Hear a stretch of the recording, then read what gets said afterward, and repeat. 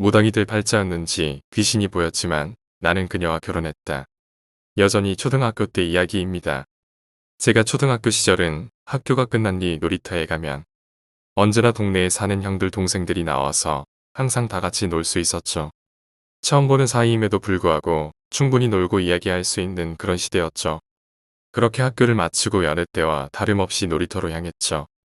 놀이터로 가면 축구공을 가지고 놀고 있으면 서서히 한두 명씩 모이게 됩니다.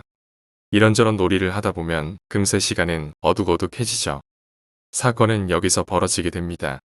그 놀이터에는 공중 화장실이 하나 있습니다.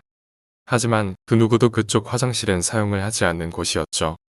날이 밝을 때도 그 화장실 안쪽은 항상 어둑침침했으니깐요.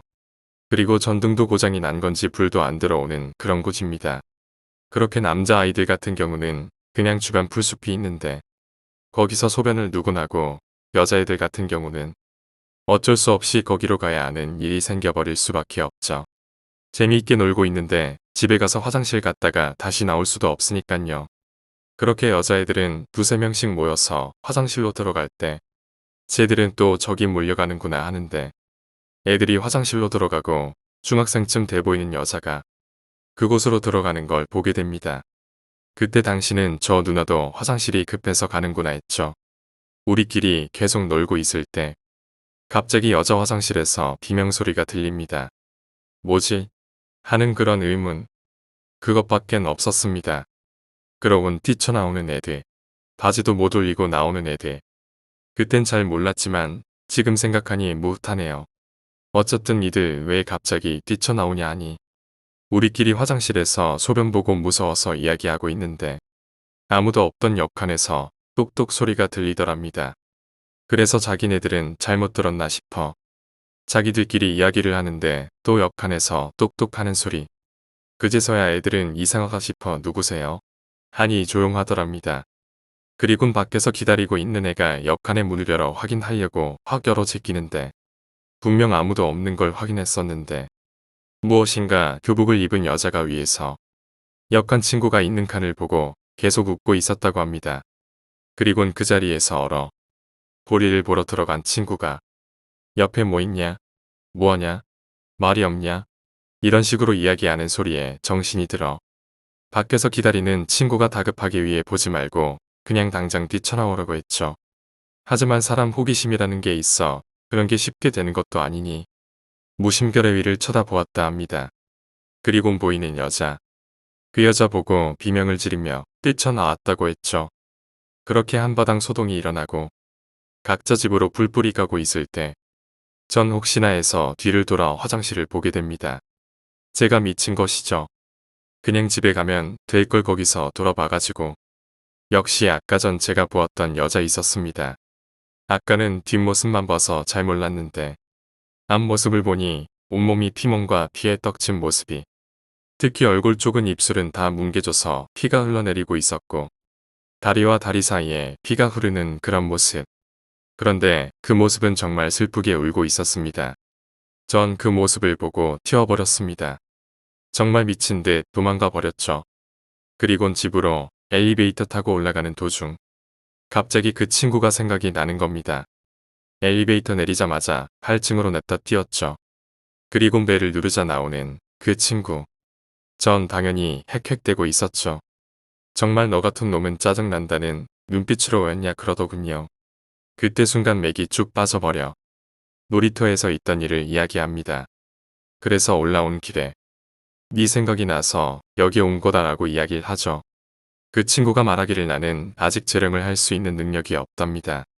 거기서 한 번 더 맥이 빠져버리죠.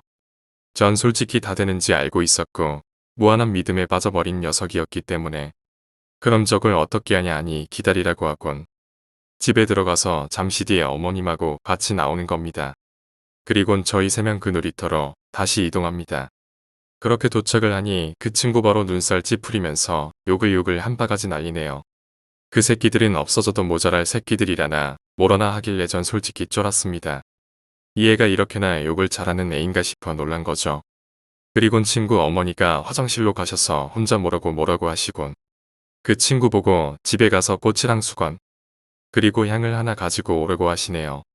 그리곤 친구는 집으로 가고 그 어머니는 계속 거기서 뭐라고 계속 이야기를 나누시고 계셨습니다. 전 물론 저 멀리 떨어져 숨어 있었고요. 무서우니깐요. 그리곤 그 친구가 가져오고 친구 어머니께서 향을 피우고 꽃과 같이 놔두는 겁니다. 그리곤 수건 같은 걸로 이리저리 닿는 제스처를 취하고 놀고 계신 겁니다. 그렇게 10분 정도 지날 무렵 친구 어머니가 다 되었다며 집에 가자고 하시네요. 나중에 그 친구한테 물어보니 같이 동네에서 지내던 친구들끼리 모여 밤에 놀던 중 지나가던 어른이 그걸 보고 같이 놀자며 그 학생들을 덮쳐버린 거였죠. 다른 친구들은 도망을 쳤지만 그 학생만은 도망치지 못하고 반항을 하다 성폭행을 당하곤 그 충격에 그 화장실에서 죽고 만 거라고 하더군요. 그래서 그 친구가 그 자리에 가자마자 그렇게 욕이 자기도 모르게 나온 거라고 하더라고요. 다음 이야기입니다. 여전히 제가 어린 시절 이야기입니다. 그때 당시 우리들이 노는 건 다른 게 없습니다. 그 친구도 같이 게임하고 있을 때입니다. 그렇게 술래 2명과 도망치는 인원 6명 정도 지하에 숨어 술래를 피해서 잡히면 안 되는 그런 방식인 거죠. 그렇게 그 친구랑 저랑 지하로 내려가서 서로 숨어 있는데 그 친구가 저보고 다른 데는 괜찮은데 쌈나인 거 오러이네는 숨지 말라고 당부합니다. 물론 전 그 당시 엄마 말도 안 듣는 무지막지한 개구쟁이입니다. 그냥 마냥 노는 게 좋을 나이죠. 그렇게 그 친구 말도 안 듣고 쌈나인 거 오러이네 숨어버립니다. 다들 아시겠지만 지하엔 빛이 하나도 없습니다. 그저 어둠에 눈이 적응되길 기다리는 거죠. 먼저 들어온 전 눈이 적응되어 술래가 들어오는 입구 쪽을 쳐다보면서 기다리고 있을 때쯤 입구 쪽에서 무엇인가 흐물흐물한 형태를 보게 됩니다. 물론 술래겠죠. 그렇게 술래가 찾으러 온 걸 확인한 후 재빨리 어둠에 몸을 숨겨버리곤 숨을 꾹 참고 지나가길 기다리고 있었죠. 찾았다 라는 소리가 들리고 잡힌 인원들은 위로 올라가서 누군가 살려주길 기다리는데 분명 전 기억합니다. 그렇게 꾹 참고 숨어 있는데 술래가 와서 절 찾아내는 겁니다. 어쨌든 제가 걸리고 다른 친구까지 다 걸렸는데 한 명의 친구만 안 걸리고 있는 겁니다. 술래 2명에서 진짜 그 친구만 죽어라 찾아다녔지만 전혀 못 찾는 것입니다. 이거 이상한데 싶어 애들을 둘러보니 오라인에 숨은 애가 안 보입니다. 그러자 그때 그 친구 말이 생각이 납니다. 그쪽 라인은 절대로 숨지 말라는 그 말. 저와 얼마 멀리 안 있었기에 전 술래와 같이 찾으러 갔습니다. 그렇게 그 친구 찾으려고 같이 가보니 없습니다. 아니, 서로 눈도 마주치고 같이 웃고 했던 그 친구가 없었습니다. 그러자 갑자기 위에서 뛰어오는 그 친구. 이리저리 둘러보다가 이상한 구석 쪽으로 가더니 그 친구를 바로 찾아냈는데 애가 아무 말도 못하고 눈은 새빨개진 상태로 바들바들 떨고 숨이 다 넘어갈 정도로 있는 것입니다. 이게 뭔 일인가 싶어 빨리 밖으로 데리고 나와서 왜 그러느냐? 정신 차려라 하며 걱정하고 있는데 그 친구가 어디서 구했는지 모를 소금 한 뭉탱이를 냅다 그 쓰러져 있는 친구한테 던지는 겁니다. 그리곤 잠시 뒤에 쓰러져 있는 친구 정신이 드는가 일어나는데 우리들은 괜찮나? 정신 차렸나? 물어보니 바로 눈물을 흘리며 살려달라고 하는 겁니다. 이건 뭔 소리야 하며 물어보니 쓰러진 친구가 지금 지하에 있던 귀신에 홀렸었다고. 그것도 귀찮은 놈한테 홀렸었다고 합니다. 그러곤 저한테 그쪽 라인은 가지 말라고 이야기했는데 왜 가냐고 짜증을 냈죠. 아니 나는 괜찮은데 쟤만 저러는 게 뭘 어떻게 된 거냐 물어보니 일단 그 친구가 숨으려고 지하에 내려갔는데 다른 라인은 빛이 조금씩은 스며들어오고 나머지 라인도 조금씩 들어오는데 3라인과 5라인 쪽엔 아무것도 안 보이는 그저 막막한 어둠이라고 합니다. 그런데 그 친구도 눈이 조금 익숙해질 쯤 그쪽 라인을 보았는데 그렇게 많은 악귀와 귀신 등 오만 잡것들이 그쪽에 다 몰려있는 걸 보곤 저기론 절대 가지 말라는 것이었습니다. 거기서 의문점이 든 게 그럼 난 왜 괜찮았냐 물어보니 넌 할머니가 강하신 분이라 진짜 세고 악한 악령이 아니면 네 근처도 못 오고 주위만 뱅글뱅글 도는데 그렇게 그 악령들이 노리지도 못하는 강한 녀석이 들어오면 자기들한테 시비를 건다 생각하여 더욱 화가 나 있는 상황에 그 쓰러진 친구한테 오만의 고지를 다했다고 합니다. 물론 전 아무 이상이 없었고요. 그렇게 쓰러진 친구한테 그 친구가 자기 집을 알려주며 혹시나 오늘이나 내일 무슨 일이 있으면 당장 튀어오라고 이야기를 하곤 전부가 각자 집으로 가버렸죠. 다음날 학교에 그 쓰러진 친구가 안 나옵니다. 그 다음날도 안 나와서 선생님한테 물어보니 쓰러진 친구가 몸이 갑자기 아파서 며칠 학교를 못 온다 이렇게 이야기를 하시네요. 전화교기에 친구가 걱정돼서 그 친구 집으로 병문안을 가는데 집 앞을 다가섰을 무렵 집안에서 비명이 들립니다. 그렇게 초인종을 눌러 친구 어머니가 나와 걱정돼서 와보았다. 친구 많이 아프냐 물어보니 그 어머니도 눈에 눈물이 많이 고여 있었고 일단 전 안으로 들어가서 그 친구 얼굴을 보니 애가 정말 산송장에 진짜 다 죽어가는 모습입니다. 그렇게 그 모습을 보고 있자니 저 때문인 것 같은 기분에 저의 와이프 집으로 찾아가게 됩니다.